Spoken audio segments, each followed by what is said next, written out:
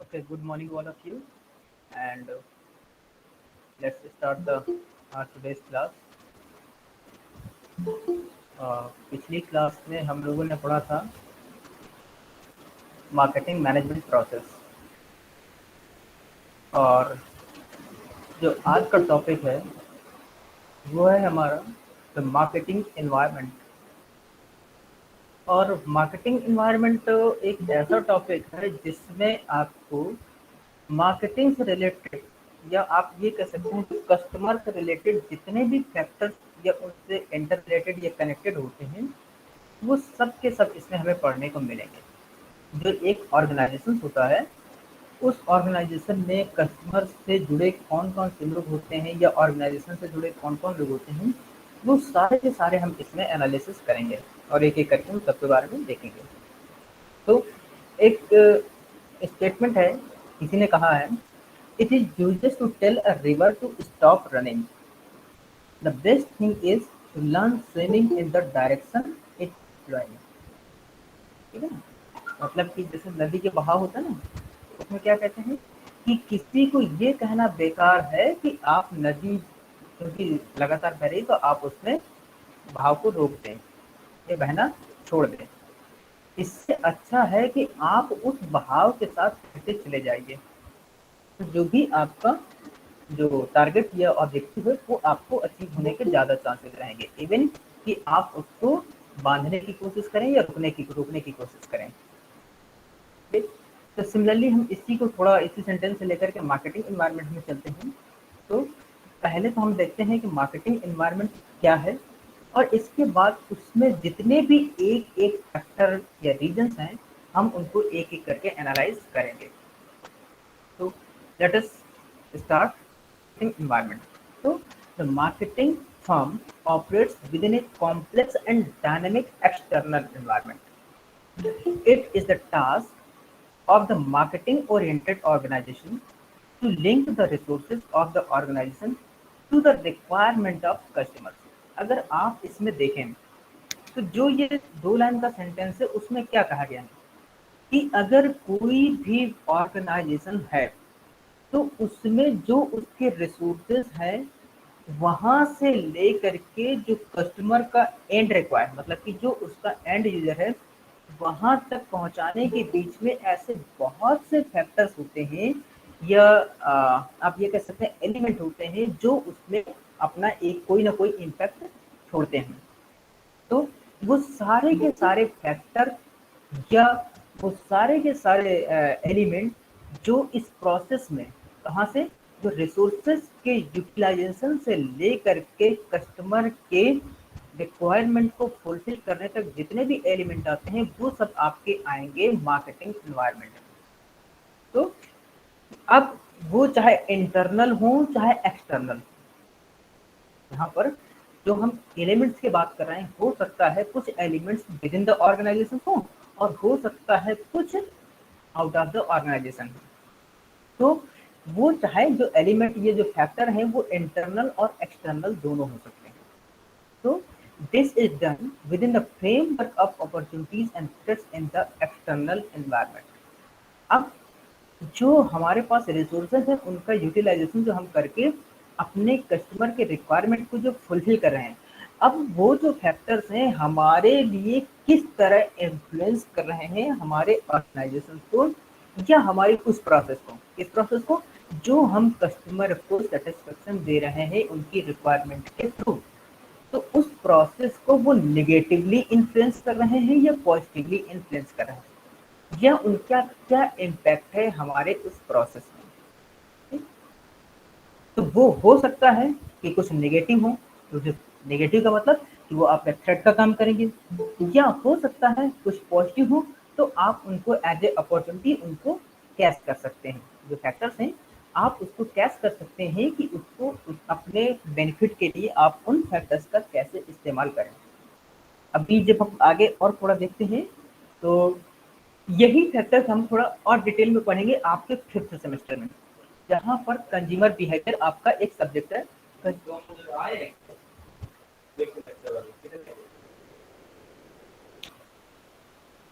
उसमें जो है आपको एक एक फैक्टर को और डिटेल में पढ़ना होगा, तो यहाँ पर हम थोड़ा वो फैक्टर को ब्रीफ में देखते हैं। So the marketing environment refers to the internal and external influences that affect the marketing function. Marketing environment is defined. अभी यही चीज देखिए हमने डिफाइन की कि जो मार्केटिंग इन्वायरमेंट है जो उसके इंटरनल और एक्सटर्नल इन्फ्लुएंस है उसको अफेक्ट करता है, किसको, आपके जो मार्केटिंग फंक्शन को। अब मार्केटिंग फंक्शन देखिए हम शुरू में मार्केटिंग के डेफिनेशन बताए थे कि आपको जो कस्टमर की नीड और वांट को सेटिस्फाई करना ही आपका मार्केटिंग मेन फंक्शन होता है। ठीक, so the marketing environment refers to the क्या इंटरनल एंड एक्सटर्नल इन्फ्लुएंस, मतलब कि इंटरनल फैक्टर्स भी हो सकते हैं होते हैं जो आपके मार्केटिंग फंक्शन को इन्फ्लुएंस करते हैं या अफेक्ट करते हैं। अब इसमें जो मार्केटिंग इन्वायरमेंट होता है उसकी हम थोड़ा सा एक डेफिनेशन देख लेते हैं सिंपल वर्ड्स में। जो आपके फिलिप कोटलर एक ऐसी बुक है जो मार्केटिंग की एक बहुत अच्छी बुक मानी जाती है। तो कुछ स्टूडेंट ने मुझसे पूछा था इसके लिए कि सर मार्केटिंग की बुक कौन सी लें, तो अगर आप स्टैंडर्ड और अच्छी बुक पढ़ना चाहते हैं तो आप ये फिलिप कोटलर ले सकते हैं। ठीक, बाकी इसके अलावा तो आप जो है हिमालय पब्लिकेशन की या आप कोई और दूसरी पब्लिकेशन की जो इजी भी होती है वो भी आप ले सकते हैं।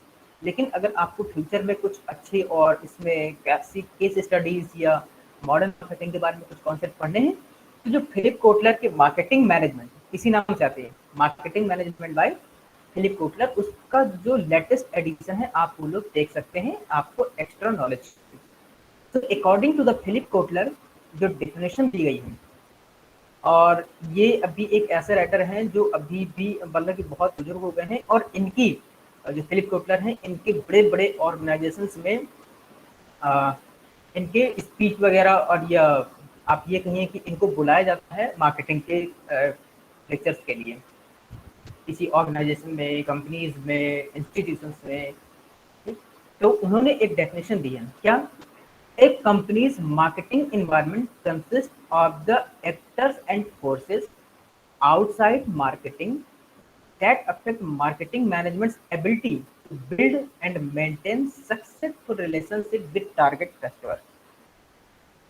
क्या एक्टर्स का मतलब, यहाँ पर एक्टर्स का मतलब वो नहीं है कि जो एक्टर हमारे पास वो जो एक्टिंग करते हैं या हीरोज वगैरह। एक्टर्स का मतलब होता है हमारे पास वो रीजन्स या फोर्सेस का मतलब होता है वो कारक, हमारे पास एलिमेंट्स और रीजन्स ऐसे जो outside marketing that affect the marketing management, ऐसे फैक्टर्स या रीजन्स जो हमारे मार्केटिंग मैनेजमेंट की उस एबिलिटी को अफेक्ट करते हैं। कौन सी एबिलिटी को, जो हमें एक सक्सेसफुल रिलेशनशिप क्रिएट करती है हमारे ऑर्गेनाइजेशन और हमारे टारगेट कस्टमर के बीच। तो मार्केटिंग एनवायरनमेंट क्या हो गया, मार्केटिंग एनवायरनमेंट उन सारे फैक्टर्स और रीजन को जो हमारे कस्टमर और मार्केटिंग मैनेजमेंट के बीच के रिलेशंस को इन्फ्लुएंस करते हैं, वो सारे एलिमेंट्स आपके कहलाते हैं marketing environment. So, according to the above definition, the actors and forces which are outside to the marketing management function may be within the organization as well as outside the organization। इसमें क्या है कि वो ऊपर की definition से हम देखें तो सारे रीजन्स, फैक्टर्स या फोर्सेस जो कि मार्केटिंग मैनेजमेंट फंक्शन के बाहर के भी हो सकते हैं और यह भी हो सकते हैं कि वो ऑर्गेनाइजेशन के अंदर भी हो सकते हैं, मतलब कि आउटसाइड द ऑर्गेनाइजेशन और within the organization. Marketing management may be within the organization as well as outside the organization. तो ये जो हम फैक्टर की बात कर रहे हैं ना, अभी हमने ऊपर भी इस चीज को डिस्कस किया कि ये जो फैक्टर्स हैं वो आपके आउटसाइड या इनसाइड, इनसाइड मतलब आपके विद इन द ऑर्गेनाइजेशन हो सकते हैं। So factors within the organization could be forces that are outside the marketing management function. Factors outside the organization could be from the micro and macro environment.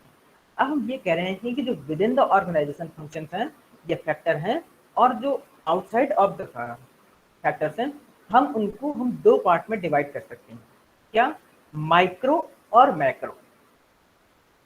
Micro कौन से होंगे? वो सारे factors जो आपके विद इन द ऑर्गेनाइजेशन, जो आपके marketing management function को इन्फ्लुएंस करते हैं। ऐसे फंक्शन जो आपके मार्केटिंग मैनेजमेंट फंक्शन को within the organization influence करते हैं। ऑर्गेनाइजेशन के अंदर के वो फैक्टर या फंक्शन या रीजन जो आपके मार्केटिंग मैनेजमेंट फंक्शन को इन्फ्लुएंस करते हैं वो कहलाते हैं आपके माइक्रो एनवायरनमेंट फैक्टर। और इसी के जस्ट अपोजिट वो फैक्टर व रीजन या फोर्सेस जो आपके मार्केटिंग मैनेजमेंट फंक्शन को out of the organization influence करते हैं वो कहलाते हैं आपके macro environment function factor. So previously we have discussed the importance of understanding and focusing on the customer at the essence of business philosophy we call marketing। Marketing के बारे में हम लोगों ने जो पिछली डेफिनेशंस वगैरह पढ़ी हैं उसमें हम लोगों ने ये चीज पढ़ी हुई है। क्या? Although a clear understanding of customer requirement is a paramount importance in implementing such a business philosophy into practice, the alone is not sufficient।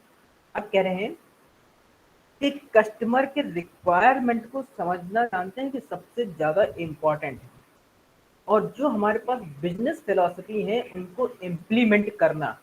ऐसा नहीं कि केवल हम के मार्केटिंग एनवायरनमेंट के फैक्टर की इन्फ्लुएंस करते हैं, ये केवल एक यही पर नहीं, इसके अलावा भी और बहुत सी बिजनेस फिलॉसफीज होती हैं और रूल्स रेगुलेशंस और आप स्ट्रेटजीज होती हैं जो कस्टमर के रिक्वायरमेंट को समझने और उनकी इम्प्लीमेंट में बहुत ज़्यादा उसमें ध्यान देते हैं। ठीक, केवल यही नहीं है कि हम केवल मार्केटिंग एनवायरमेंटल फैक्टर पर ही हम इससे पूरा डिपेंड हों, और भी बहुत इसके अलावा भी ढेर सारे फैक्टर्स होते हैं। तो organizations must monitor not only the changing needs and wants of target customer। तो यहाँ पर हम कह रहे हैं कि इसका मतलब ये नहीं है कि ऑर्गेनाइजेशन को केवल जो कस्टमर के नीड और वांट्स हैं, जो टारगेट मार्केट है, टारगेट मार्केट हम अभी पीछे एसटीपी में पढ़ चुके हैं, सेगमेंटिंग और टारगेटिंग पढ़ थे ना, उसमें हमने अच्छे से बताया था। सो ऑर्गेनाइजेशन को इस चीज को और मॉनिटर करना चाहिए कि कस्टमर की जो नीड और वांट है उसको तो मॉनिटर करे ही, साथ ही but must also monitor the changes in the marketing environment in order to be successful। अगर उसको सक्सेसफुल होना है तो कस्टमर की नीड और वांट के अलावा उसको जो मार्केटिंग एनवायरनमेंट के फैक्टर हैं उनको भी प्रॉपर मॉनिटर करना बहुत जरूरी है। अगर आप एज ए मार्केटर, आप एज अगर आप में से कोई भी बिजनेसमैन है तो आप ये भी देखते होंगे कि जब आपकी दुकान पर कस्टमर आता है तो आपको याद रहता है कि वो कस्टमर क्या ले गया, उसकी किस तरह की रिक्वायरमेंट है। अगर वो कोई रिक्वायरमेंट बताता है तो आप कोशिश करते हैं कि आप उसकी रिक्वायरमेंट को फुलफिल कर सकें। सो जो उसकी नीड और वांट है उसके अलावा जो अदर फैक्टर्स हैं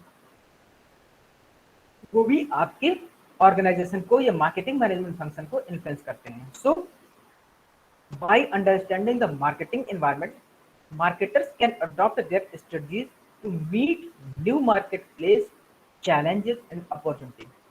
अगर मार्केटर मार्केटिंग एनवायरनमेंट के फैक्टर्स जो एलिमेंट्स हैं उनका एनालिसिस कर लेता है और उनको समझ लेता है तो उसको क्या नए नए कस्टमर बनाने में, नए मार्केट से मार्केट प्लेस को करने में, या कोई उसको अपॉर्चुनिटी है या कोई उसको इश्यूज फेस होते हैं तो उनको वो सक्सेसफुली फेस करके अपने ऑर्गेनाइजेशनल गोल या टारगेट को अचीव कर सकता है।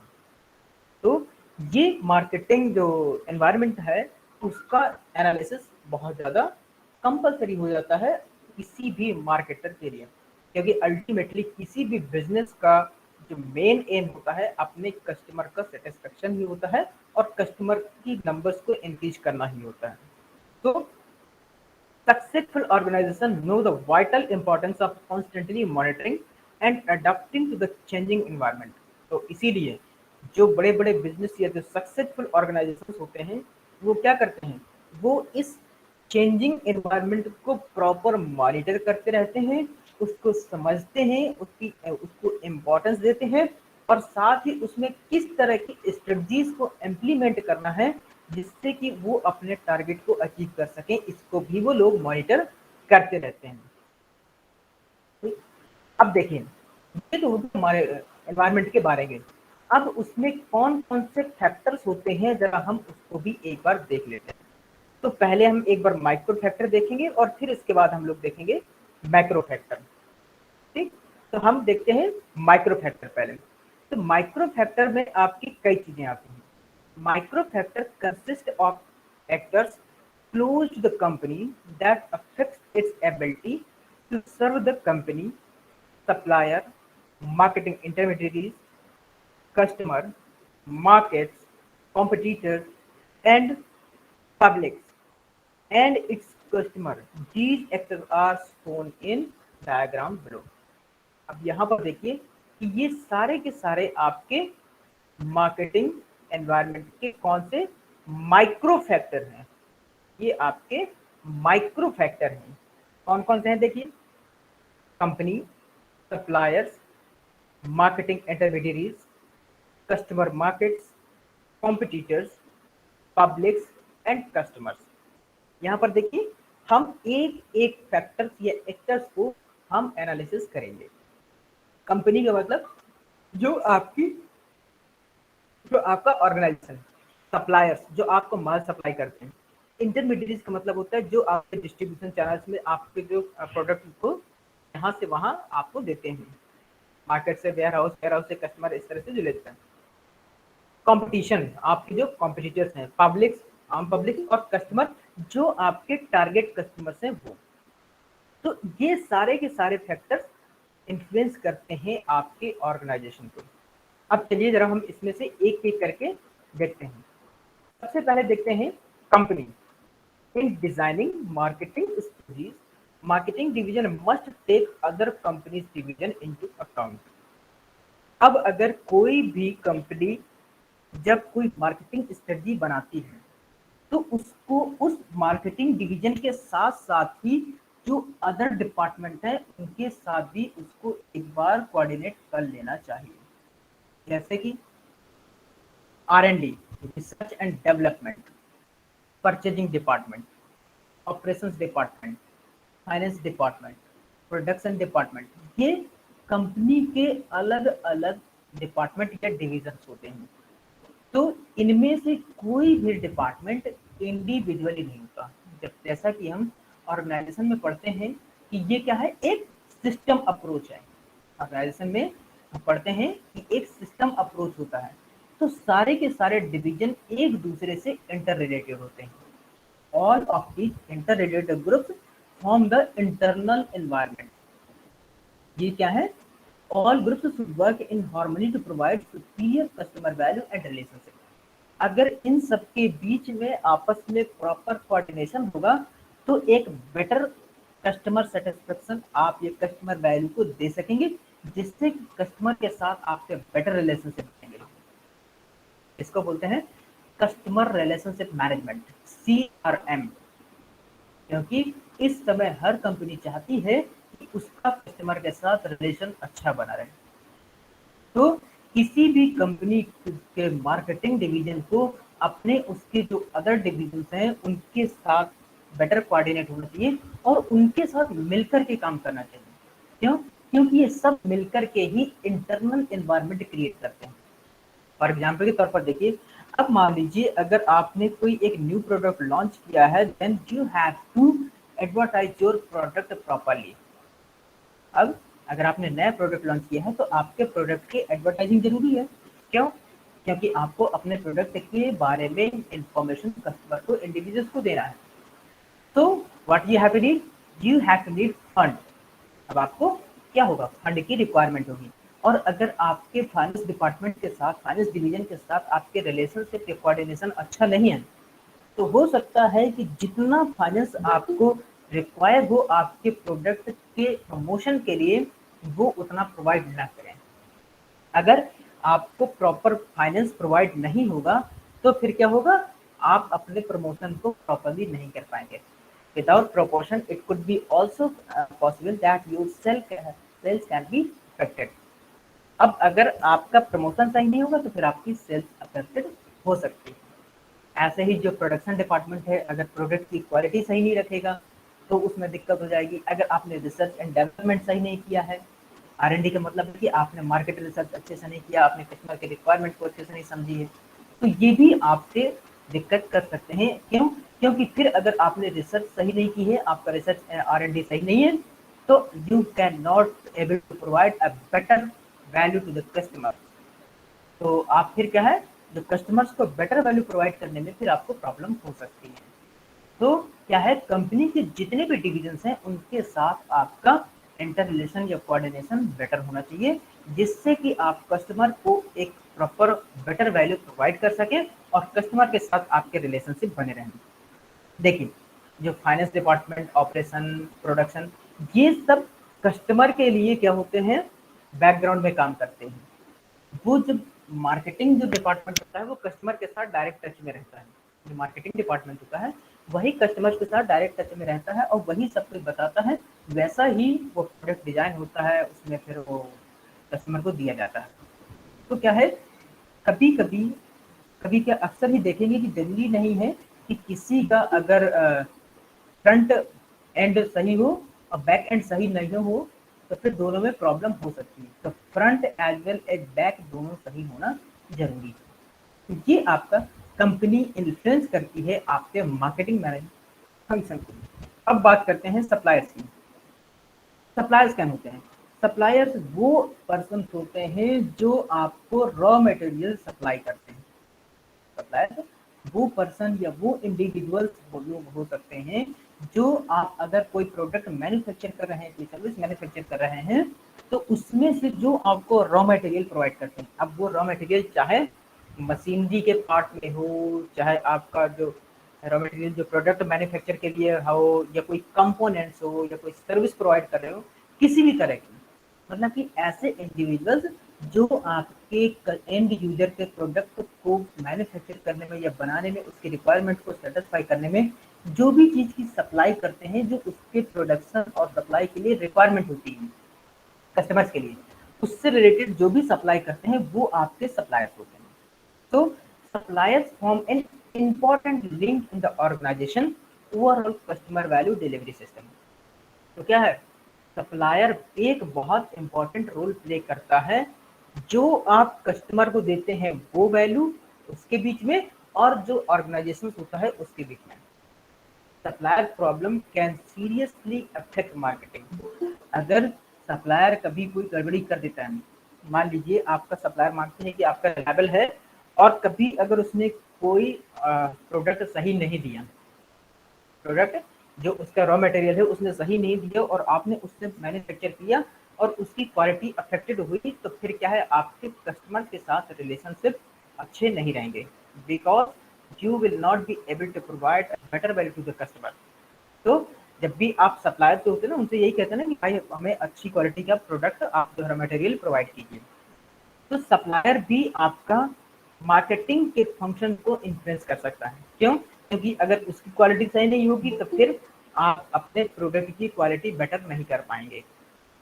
तो if you want to make your product better, so you have to maintain better relationship with your suppliers also. तो सप्लायर आपके मार्केटिंग मैनेजमेंट के फंक्शन को इफेक्ट करता है। Marketing manager must watch supply availability, supply shortage or delay, labor strike, and other events can cost sales in the short run and damage customer satisfaction in the long run. क्या करें कि मान लीजिए अगर आपके product की demand अच्छी खासी चल रही है, अब कस्टमर की डिमांड आई, अब आप उसको प्रोवाइड नहीं कर पा रहे हैं, क्यों? क्योंकि सप्लायर ने आपको रॉ मटेरियल ही प्रोवाइड नहीं किया, ठीक, या बहुत देर से दिया, तब तक कस्टमर ने जो उसका सब्सटीट्यूट या उसका जो आपके कॉम्पिटिटर का प्रोडक्ट है उसने वो परचेज कर लिया। तो इससे क्या होगा, इससे क्या होगा, कस्टमर्स का भरोसा आप पर से हट जाएगा। तो जो कस्टमर सेटिस्फेक्शन है, अगर आप थोड़ा प्रोडक्ट को कस्टमर को देने में डिले करेंगे तो फिर कस्टमर लंबे समय के लिए दूर चला जाता है। आप एग्जाम्पल के तौर पर देखिए कि जब कभी आप आसपास की शॉप में कोई सोप लेने जाते हैं, मान लीजिए आपने एक लाइफबॉय साबुन चाहिए, गए लेने, आपने कहा लाइफबॉय दे दो, बोले कि लाइफबॉय तो नहीं है। अब लाइफबॉय अगर नहीं तो ठीक है कोई दूसरा दे दो, आपने तुरंत जो है उसको स्विच किया और दूसरा ले लिया, क्यों? क्योंकि उसकी अवेलेबिलिटी आपको नहीं मिली। जब आपकी रिक्वायरमेंट थी आपको वो प्रोडक्ट नहीं मिला, then you have switched on another product, आपने दूसरे अनदर प्रोडक्ट को इस्तेमाल किया। तो अगर सप्लायर आपको सही समय पर रॉ मटेरियल नहीं देगा, या मान लीजिए कि कोई उसका डिले करके देता है, या मान लीजिए कि कोई कोई ऐसा और रीजन हो जाता है जिसकी वजह से वो क्वालिटी सही नहीं मिल पाती है, तो फिर क्या है, कस्टमर्स आपसे दूर चला जाएगा। तो सप्लायर भी आपके मार्केटिंग मैनेजमेंट के फंक्शन को इन्फ्लुएंस करता है, ये भी आपका इंटरनल फैक्टर है, तो जिसकी वजह से ऑर्गेनाइजेशन को क्या है, सप्लायर्स के साथ अच्छे रिलेशनशिप बना के रखने चाहिए, क्यों? जितना अच्छा रिलेशन उनके साथ बिल्ड करेंगे उतना ही वो उसको बेनिफिट देगा, ठीक। The next one is intermediaries. Intermediaries वो होते हैं जो आपके प्रोडक्ट को कस्टमर तक पहुंचाते हैं। जो एंड यूजर है, आपके प्रोडक्ट का एंड यूजर कौन, कस्टमर। तो many organization rely on intermediaries to ensure that their products reach the final customer.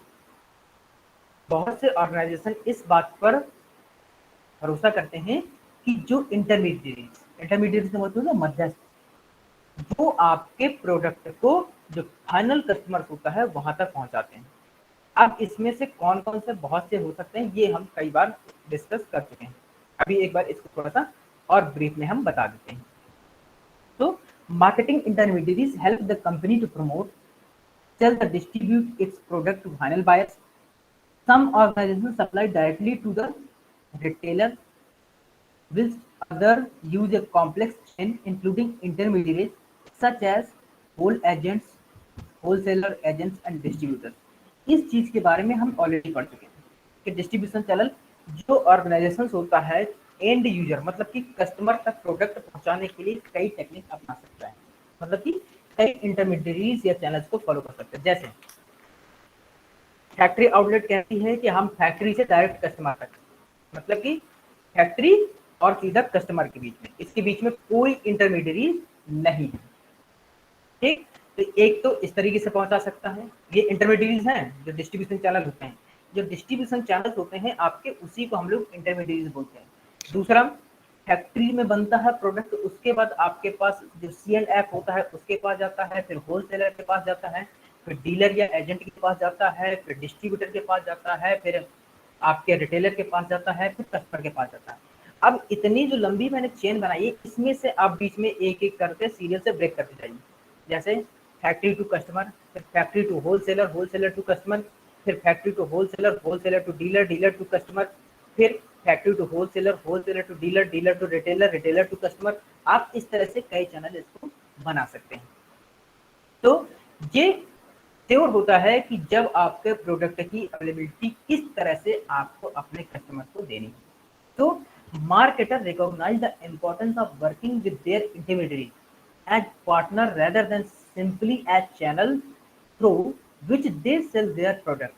तो मार्केटर क्या कहते हैं, मार्केटर उसको एज ए चैनल न मान करके वो कहते हैं कि ये हमारे एज ए पार्टनर है, होते वो डिस्ट्रीब्यूशन चैनल है, लेकिन इसलिए ताकि वो हमारे प्रोडक्ट को बेटर कस्टमर तक पहुंचा सकें, समझ रहे हैं। तो उनको कहते हैं अरे ये तो हमारे पार्टनर हैं, हमारे बिल्कुल बराबर के हैं, क्योंकि वही रिस्पॉन्सिबल होते हैं आपके प्रोडक्ट को, जो ऑर्गेनाइजेशन का प्रोडक्ट है, कस्टमर तक पहुंचाने के लिए।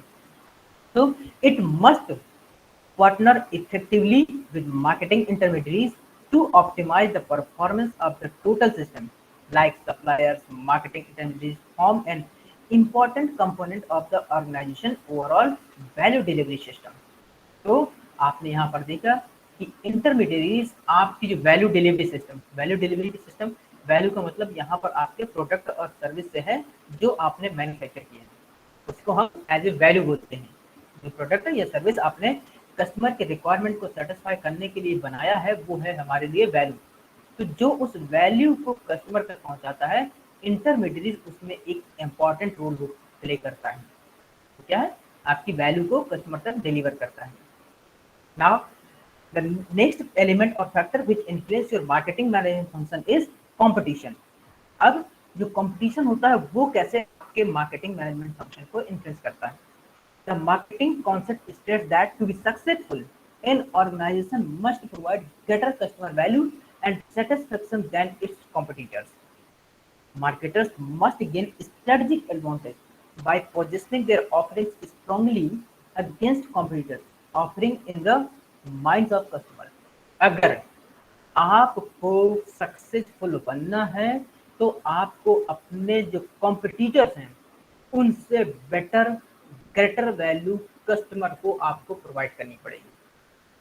आपको कस्टमर को ग्रेटर वैल्यू प्रोवाइड करनी पड़ेगी। और एग्जाम्पल के तौर पर समझिए कि अब मान लीजिए कि देखिए इस समय मान लीजिए कि चॉकलेट में बहुत ढेर सारी चॉकलेट आ गई है। चॉकलेट में जैसे कैडबरीज हो गया, 5 स्टार हो गया, किटकैट हो गया, ऐसे बहुत सी चॉकलेट्स हैं। अब अगर आपको अपना प्रोडक्ट मार्केट में ले जाना है, अब अगर आपको अपना प्रोडक्ट मार्केट में ले जाना है, then you have to provide better than जो competitor, that is Cadbury, 5 star और किटकैट। अगर आप चॉकलेट मैन्युफैक्चरिंग करने जा रहे हैं तो अब आप एक ऐसा टेस्ट लेकर के आइए जो तीनों से अलग हो, हट करके हो, बेटर हो, प्राइस में, क्वालिटी में, पैकेजिंग में, हर चीज में, ताकि जब कस्टमर उसको देखे तो उसके माइंड में क्लिक करे कि नहीं मुझे ये प्रोडक्ट लेना है। उसका प्रमोशन इस तरह से कीजिए कि उसके माइंड में वो क्लिक करे। तो आपको अपने कॉम्पिटिटर को पीछे करना पड़ेगा और कॉम्पिटिटर आपका तभी पीछे होगा जब कस्टमर्स को आप उससे बेटर वैल्यू प्रोवाइड करेंगे, उसको बेटर वैल्यू प्रोवाइड करेंगे। अब उसके लिए आप कौन सी स्ट्रेटजीज लगाते हैं, आप उसके लिए कौन सी स्ट्रेटजी लगाते हैं, अब ये आपको सोचना पड़ेगा। प्राइस कम करते हैं, क्वालिटी इंप्रूव करते हैं, पैकेजिंग को अच्छा करते हैं, प्रमोशन अच्छा करते हैं। There are number of ways by which you can improve your sale.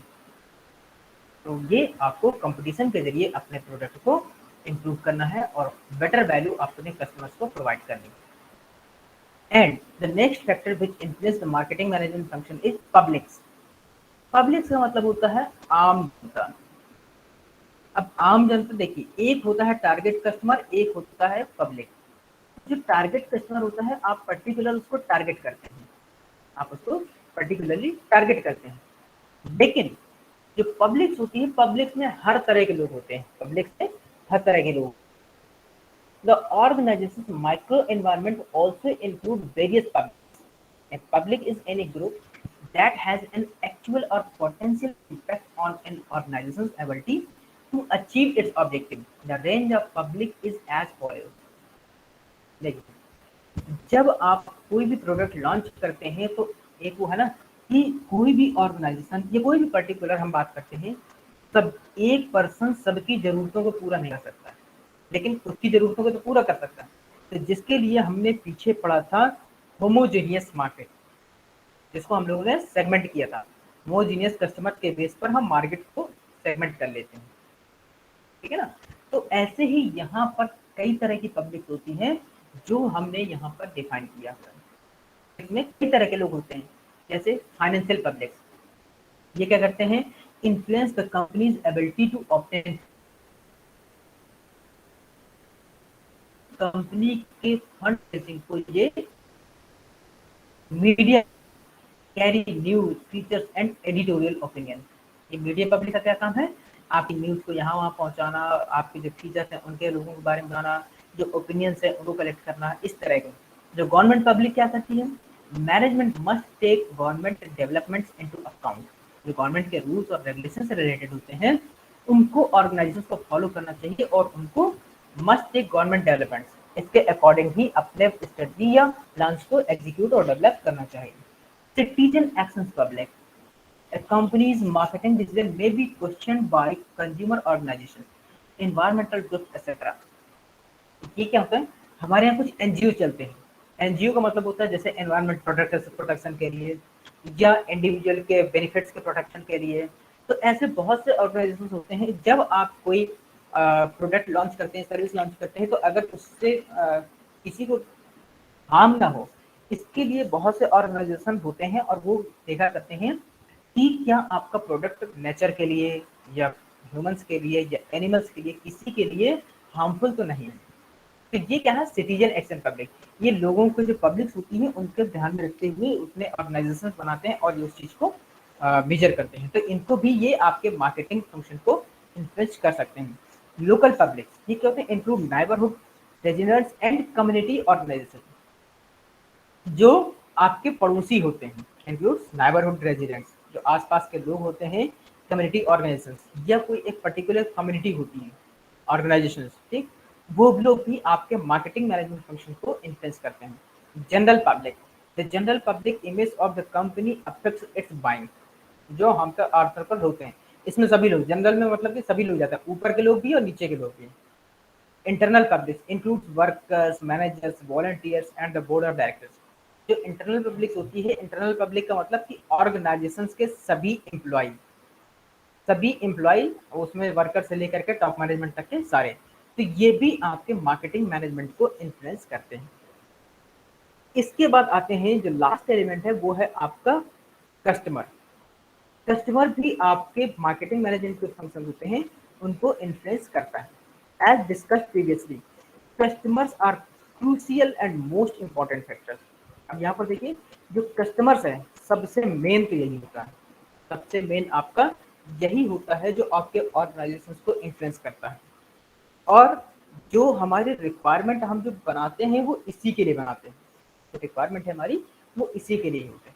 तो सबसे मोस्ट इंपॉर्टेंट और क्रूशियल फैक्टर है, और हर ऑर्गेनाइजेशन को कस्टमर के रिक्वायरमेंट समझना बहुत जरूरी है। As discussed previously, customers are crucial and most important actors in the organisation micro environment. जो ऑर्गेनाइजेशन का माइक्रो एनवायरमेंट है उसमें कस्टमर का सबसे मेन रोल होता है। So in a commercial environment, no customer means no business. अगर हम एक कॉमर्शियल एनवायरमेंट, वैसे भी हम यहाँ पर कॉमर्शियल एनवायरमेंट ही, क्योंकि हम लोग मार्केटिंग मैनेजमेंट पढ़ रहे हैं, तो ये एक कॉमर्शियल एनवायरमेंट भी है। तो अगर हम कोई बिजनेस कर रहे हैं और अगर उस बिजनेस में हमारे पास कस्टमर्स नहीं है, तो इसका मतलब हमारा बिजनेस नहीं है।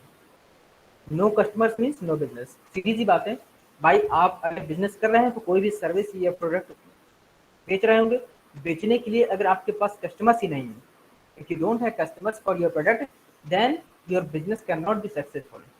अगर आपको अपना प्रोडक्ट देने के लिए आपके पास कस्टमर्स नहीं है, तो आप अपने बिजनेस की कोई वैल्यू आपकी नहीं है। That's why it is also sad that customer is king, इसीलिए इसे कहा जाता है कि कस्टमर राजा होता है। तो in organisation should be concern about the constantly changing requirements of its customer. तो इसीलिए ये कहा जाता है कि कोई भी ऑर्गेनाइजेशन हो, जो हमेशा एनवायरनमेंट बदलता रहता है और जो कस्टमर्स की रिक्वायरमेंट होती है वो भी आपकी बदलती रहती है। जो कस्टमर्स की रिक्वायरमेंट होती है वो बदलती रहती है। तो जैसे जैसे कस्टमर की रिक्वायरमेंट बदलती है, ऑर्गेनाइजेशन को हमेशा ये मॉनिटर करते रहना चाहिए कि कस्टमर की रिक्वायरमेंट क्या है। कहीं ऐसा तो नहीं कि कस्टमर हमारा प्रोडक्ट छोड़ करके हमारे कॉम्पिटिटर का या कोई सब्सटीट्यूट या कोई ऐसा दूसरा प्रोडक्ट ले रहा है जो हमारे ऑर्गेनाइजेशन के लिए हार्मफुल हो सकता है। तो उसको हमेशा क्या, जैसे जैसे एनवायरनमेंट या रिक्वायरमेंट चेंज होती है कस्टमर को, ऑर्गेनाइजेशन को प्रॉपर उसको मॉनिटर करते रहना चाहिए। And should keep in touch with the changing needs by designing and implementing an appropriate information gathering system. तो ऑर्गेनाइजेशन को क्या करना चाहिए, वो ये देखता है कि जब भी ऐसा कोई चेंजेस होता है तो उसकी इंफॉर्मेशन कलेक्ट करते रहें। कहीं कस्टमर कंपटीटर अपनी तरफ उसको अट्रैक्ट तो नहीं कर रहा, उसकी नीड बदल तो नहीं रही है, उसके अकॉर्डिंग। आपने देखा होगा कि जैसे बहुत से प्रोडक्ट्स हैं, कई प्रोडक्ट ऐसे हैं पहले कुछ उनकी पैकेजिंग दूसरी थी, फिर पैकेजिंग दूसरी हो गई। अब जैसे आप फेयर एंड लवली के देख लीजिए, फेयर एंड लवली में क्या है, केवल नाम बदल दिया, पैकेजिंग बदल दी, ठीक, क्रीम तो वही है, पहले भी देखिए एडवर्टाइजमेंट में यही बताते थे 6 हफ्तों में पूरा कर देंगे, अब भी वही बताते हैं पूरा कर देंगे, फिर कुछ दिन बाद बताएंगे हम 3 हफ्तों में पूरा कर देंगे। अब सोचिए कि पहले क्या उनके पास चीज़ें अवेलेबल नहीं थी, तो ये क्या है, चेंजमेंट है, एनवायरमेंटल चेंजमेंट। जैसे उनको कस्टमर की रिक्वायरमेंट क्या है कि हो सकता है कि उन्होंने 6 हफ्ते के लिए कहा हो, 6 वीक्स के लिए, तो कोई दूसरा कॉम्पिटिटर उनका कह रहा हो कि हम 3 वीक में कर देंगे, हम 2 वीक में कर देंगे, तो उन्होंने हम नाम बदल के कर दिया कि हम 3 वीक या हम 1 वीक में कर देंगे। ये क्या है, एनवायरमेंटल चेंज उसका जो इम्पैक्ट कर रहा है आपके मार्केटिंग मैनेजमेंट फंक्शन को। तो आपको जब ये इन्फॉर्मेशन मिली कि आपका कॉम्पिटिटर इस तरह से आपके कस्टमर्स को इन्फ्लुएंस कर रहा है, then you will also go for some changes in your product. फिर आप भी अपने प्रोडक्ट में चेंज के लिए कुछ जाना चाहेंगे, तो फिर आपको मार्केट से इंफॉर्मेशन कलेक्ट करते रहना चाहिए, मतलब कि प्रॉपर आपको अपने कस्टमर को मॉनिटर करते रहना चाहिए, जिससे उसकी रिक्वायरमेंट आपको पता चलती रहे। So the organisation can only influence their decision by offering products and service that would delight them, thus identifying, anticipating and satisfying delighting their requirement are a crucial issue for marketers. सो जो organisation का marketers हैं, वो केवल जो value offer करता है customers को और जो उनको खुश रखता है, उसी से उनके डिसीजंस को वो चेंज कर सकता है, उसी से उनके डिसीजन को इन्फ्लुएंस कर सकता है अपने ऑर्गेनाइजेशन के लिए पॉजिटिव वे में, ठीक। या फिर इसलिए उसकी रिक्वायरमेंट को आइडेंटिफाई करना, उसको एंटिसिपेट मतलब कि उसका अंदाजा लगाना और उनको खुश रखना इस तरह से कि उनकी रिक्वायरमेंट को फुलफिल किया जा सके, किसी भी मार्केटर के लिए एक बहुत ही मतलब कि मुश्किल या टफ वर्क होता है। हम लोगों की रिक्वायरमेंट डेली डेली बदलती रहती हैं, तो किसी भी मार्केटर के लिए किसी भी कस्टमर को हमेशा उसकी रिक्वायरमेंट को फुलफिल करना बहुत ही मुश्किल और टफ वर्क होता है। तो मार्केटर क्या करता है, हमेशा उसकी इन्फॉर्मेशन कलेक्ट करता रहता है। जैसे ही इन्फॉर्मेशन लगता है कि उसके नंबर ऑफ कस्टमर्स इस तरह से हो गए कि वो ज़्यादा हो रहे हैं और कुछ चेंजेस आते हैं, तो वो अपने हो सकता है प्रोडक्ट में अपना चेंजेस कर देंगे, ठीक। तो this is all about micro environment of marketing management. जो मार्केटिंग का माइक्रो इन्वायरमेंट फैक्टर है, हमने उसके बारे में देखा कि कैसे वो हमारे मार्केटिंग मैनेजमेंट फंक्शंस को इन्फ्लुएंस करता है। इसके बाद कुछ आपके मैक्रो एनवायरमेंटल फैक्टर हैं मार्केटिंग के, वो हम लोग कल पढ़ेंगे नेक्स्ट लेक्चर में, ठीक। तो अब यहाँ तक अगर किसी को कोई इशू हो तो क्वेरी कर सकते हैं। साथ में ही जिन लोगों ने अपना नाम यहाँ पर नहीं लिखा है मैसेज बॉक्स में, वो अपना नाम लिख दें। सभी लोग अपना नाम मैसेज बॉक्स में लिख दें अटेंडेंस के लिए। जिन लोगों ने लिख दिया है उनको छोड़ करके जिन लोगों ने अपना नाम नहीं लिखा है, वो लोग अपना नाम प्लीज यहाँ पर लिख दें।